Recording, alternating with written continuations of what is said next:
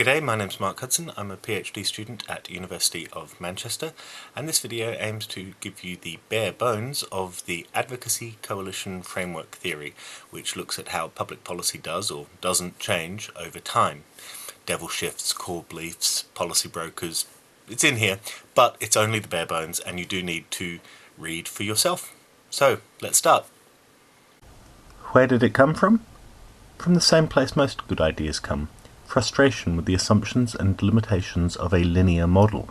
In this instance, the idea that public policy follows a problem identification, agenda setting, policy formation, and then policy implementation line, which was fixated on too few actors and too simple a universe.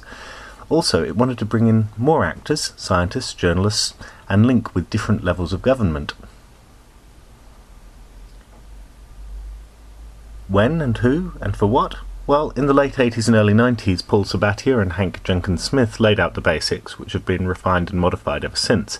It's mostly been used on environmental policy, but that's changing.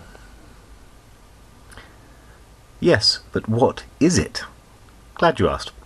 It's a policy-making framework developed to deal with the intense public policy problems. It's a lens to understand and explain belief and policy change when there are serious disputes about goals and facts, with loads of different actors, government interest groups, knocking lumps off each other and forming coalitions to jostle for power and influence.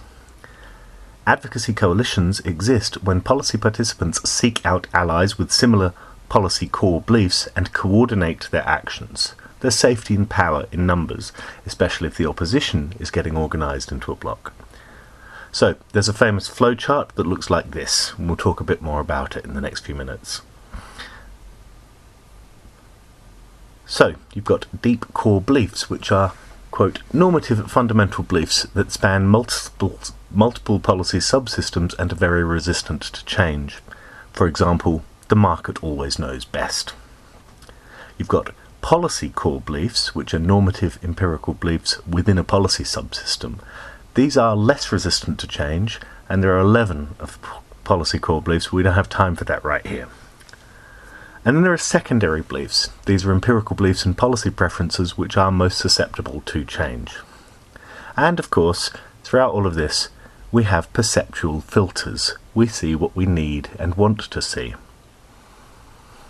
Then you've got policy brokers, folks who try to negotiate, find compromises. They obviously have to be trusted by the various coalitions and so are relatively rare.